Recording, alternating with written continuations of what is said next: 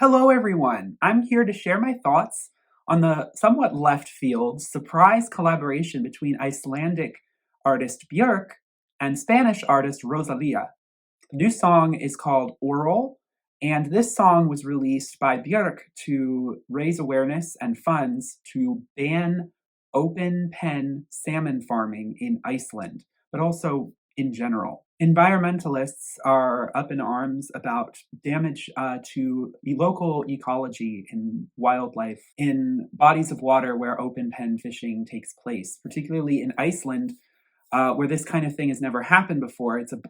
My understanding is that this is a newer phenomenon that started over in Norway about a decade ago and has now come recently to Iceland, where these large cages or nets are sort of held full of salmon or fish that allow them to sort of bioamplify. These fish grow at an accelerated rate. Their DNA is practically mutated because of this process. Now, I don't really understand why. This is just a lot of research that I did in preparation to this video.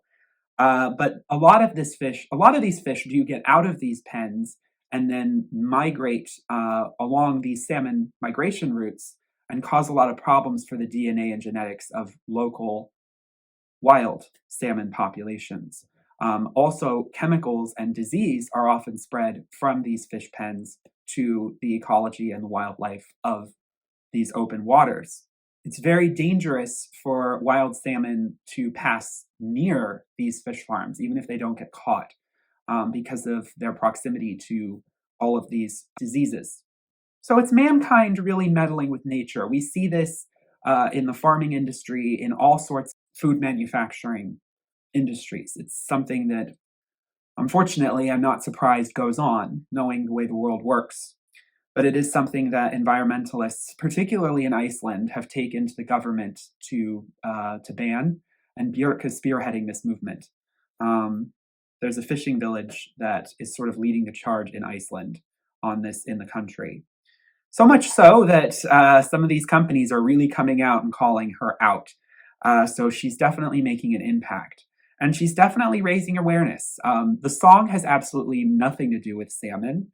But it is I think it's an important move for Björk to make. She has made protest songs before. She has come out with songs that either do or don't have environmental meaning, but still donate all proceeds from the song towards these sort of charities and organizations. So this kind of activism from her music is not new. Oral is a song that was written 20 to 25 years ago, in between the homogenic and vespertine era. It was a demo that she discarded and forgot about until recently. And she decided to call Rosalía, who is a Grammy-nominated Latin Spanish artist, who I've definitely dabbled into her music for, who I'm definitely familiar with. I've listened to a lot of her sophomore album, Moto Mami, and enjoy it for the most part. Not everything works for me, but I respect the vision and the craft, the avant-garde nature. It's definitely some MIA in there, in her delivery and her presence. And I think Rosalía is in the spirit of Björk. She's one of those artists like FKA Twigs and Grimes who are always about pushing the envelope, particularly in electronic music, pop music. And so Björk felt like Oral was too pop at the time in its construction, but decided now was a great time to reinvigorate it. And also because Rosalía herself is now the age that Björk was when she wrote the song. They're all around my age, 30 years old, depicted in this video. The music video is, as always for Björk, very avant-garde and somewhat perplexing when you don't know any kind of context. First of all, uncanny for sure, because there are deep fakes of not just Björk's younger face, but also Rosalía's on two female martial artists. And they are combating each other, but sort of in a more practice arena type setting and vibe rather than like hardcore going after one another in this future sci-fi sort of alien bunker with big white, backlit light coming through. So it's a very dystopian kind of spaceship looking environment, and dressed in very sort of Matrix meets Star Wars, but like very much the Björk version attire. And it's an interesting video to pair with a song that is aggressively feminine. And I think that's an important kind of denotation to have for Björk in that era of her career. I mean, if you remember, Homogenic had the propulsion behind it. Homogenic had the eruptions of vocals. Vespertine had the nuance of feminine exploration, feminine sexual exploration. And so the lyrical content speaks very much to the headspace of where Björk was in the Vespertine era. Whereas the melody and also the production lends itself much more to the sort of sonic structures of songs that allow her to cathartically make grandiose declarations in a chorus, like she did on Homogenic. Your mouth floats above my bed at night, my own private moon. Just because the mind can make up whatever it wants doesn't mean that it'll never come true. Is that the right thing to do? I just don't know, is repeated in the chorus. Let me introduce one to the other, the dream and the real, get them acquainted. Introduce a mouth to a mouth. Can I just sneak up from behind to the back of his head, then lift up his hair and nibble ever so lightly? That's where her hair starts, just because she can. Now please, can I kiss him? There's some Spanish in there as well. There's a line there, I can't cross it. Trepidation over a oral sexual encounter is, of course, the most obvious interpretation of these lyrics, but I also see it as a little bit more of an abstract spiritual analogy as well. It's something I like to, take in these kind of lyrical analyses and get really meta with, possibly too meta. But there is also the sort of spiritual symbolism of two souls, mouth to mouth, connecting. So it's not as sexual of a song as the song title would imply in terms of explicit lyrics. It's very simplistic in the chorus, but the sonic structure of it really makes up for whatever might be lacking in the lyricism. I think that this song didn't strike me as being as dance hall, which is a designated genre, because of the fact that she is collaborating with a Latin artist, Sega Bodega. The song doesn't necessarily have as much of a Latin feel as I expected it to. It definitely has some Latin-sounding flutes, and some could argue that the beat is following a Latin rhythm, but it's very much at home with the electronic beat packages that Björk was working on Homogenic.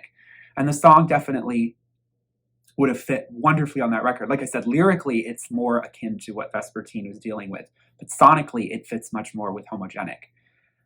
It's a very interesting collaboration, and she actually has done a song with Arca, but it was on Arca's album, and it was entirely in Spanish. It was called Afterward.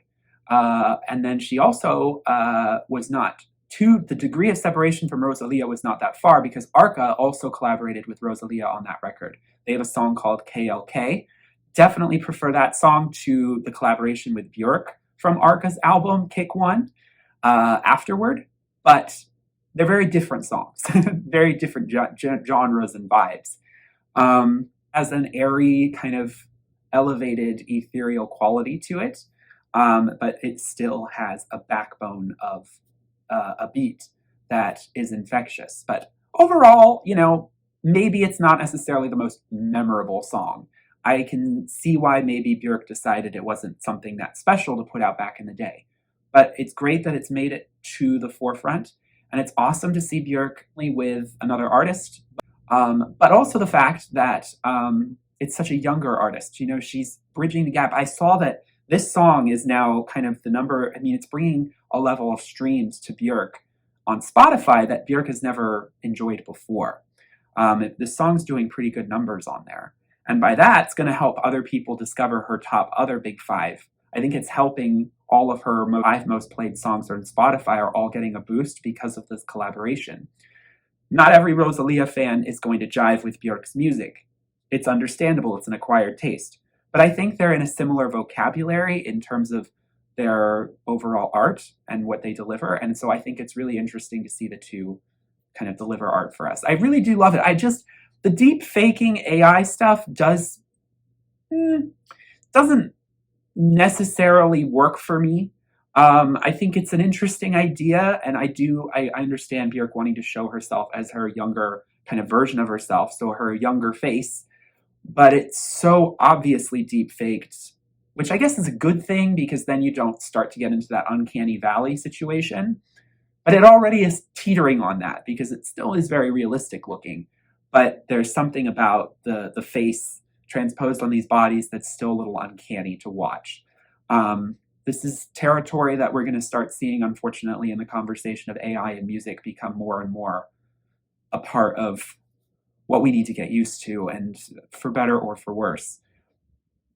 I mean, it was a choice, and I understand why it was made, but it's just a little disconcerting to get used to. What are your thoughts on this new collaboration? This is not going to be on any future album of Björk's. I am almost certain. Same with Rosalía. This is definitely a one-off drop song that is just for this specific cause. Song is For the Fishies. Thank you all so much for watching. For any Björk fans, I have reviews of her latest album, Fasora, as well as a review of all of her other studio albums linked in the description if you're interested. Please give a like if you enjoyed, subscribe if you are new, and I'll see you all in my next video. Peace, love, and light. Bye.